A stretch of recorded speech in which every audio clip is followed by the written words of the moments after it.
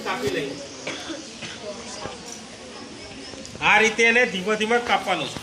પણ કાપતી વખતે ખાસ ધ્યાન રાખવું પડે નીચે તો એની દિવેટ હોય છે બરાબર ને પણ ઉપર જો બરાબર કાપી ના હોય તો ઉપર પણ બીજી દિવેટ બની જાય બરાબર એટલા માટે ખાસ ધ્યાન રાખવું પડે બિલકુલ ધીમે ધીમે એને કાપવાનું છે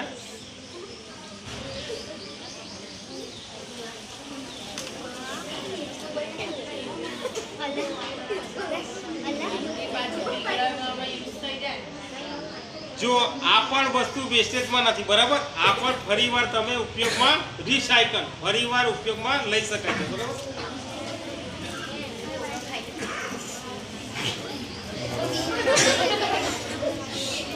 હવે જુઓ ધ્યાન રાખો આ જે દોરા કાપ્યા છે એ પણ વેસ્ટેજમાં નથી બરાબર જ્યારે તમે દીવા બનાવો છો કોળિયાના માટીના આવે છે ને તો એમાં પણ ઉપયોગમાં થાય ત્યાર પછી આમાં પણ ઉપયોગમાં થાય છે બરાબર ત્યાર પછી મારી પાસે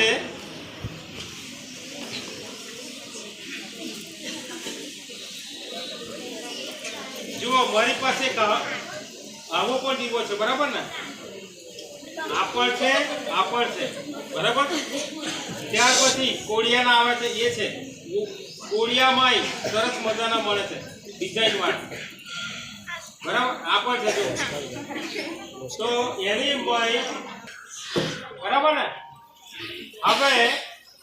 આ એની શું થાય નહીં નીચેની પેકેટ થઈ છે બરાબર આ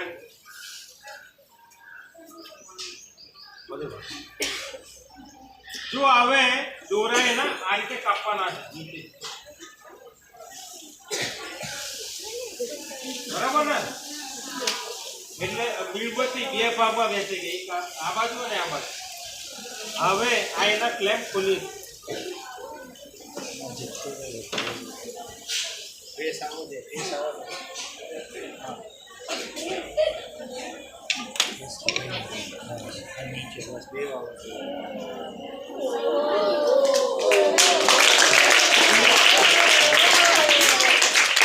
જો મીણબત્તી એકદમ સ્મૂથ સરસ બની ગઈ બરાબર દેખાય છે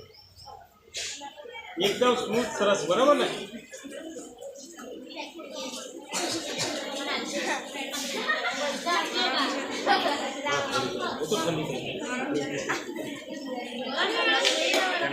જો એક સાથે કેટલી બધી બની ગઈ દેખાય છે ને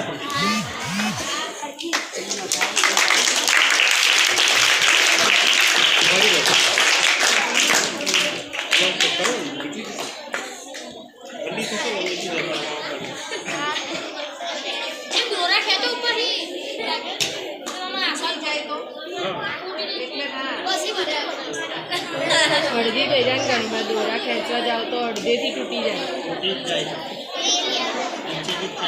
હા તો તાજી છે ને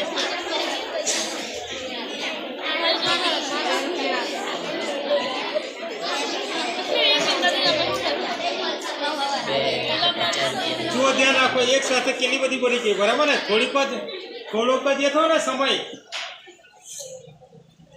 એક સાથે મીન પીગાડી દીધું હોય તો એ કેટલું બધું બની જાય ત્યારે બેટા આ ધંધો કરાય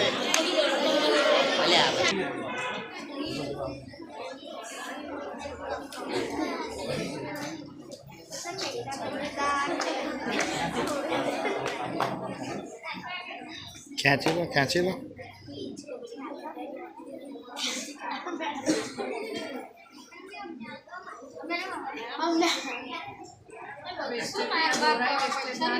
દોરા પણ એના વેસ્ટેજમાં નથી બરાબર ને દીવા પણ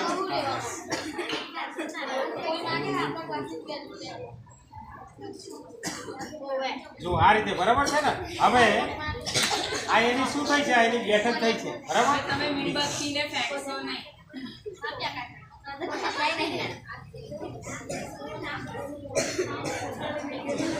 બનાવજો ચાલતે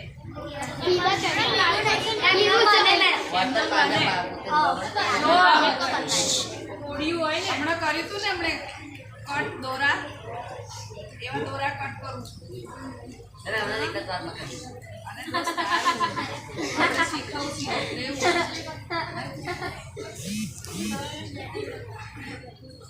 પણ નહીં ચોટેલું હતું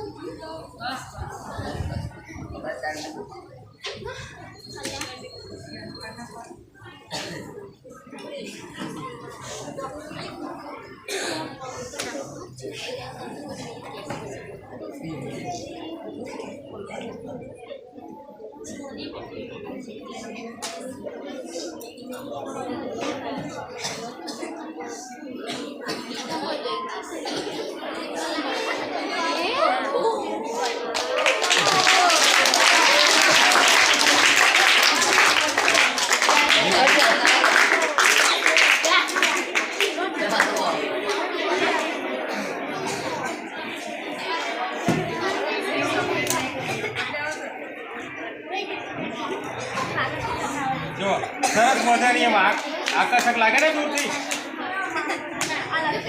એ નને સીધી કરતો.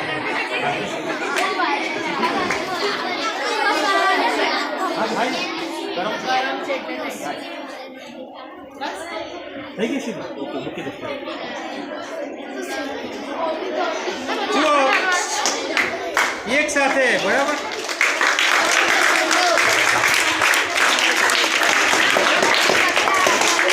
મારી પાસે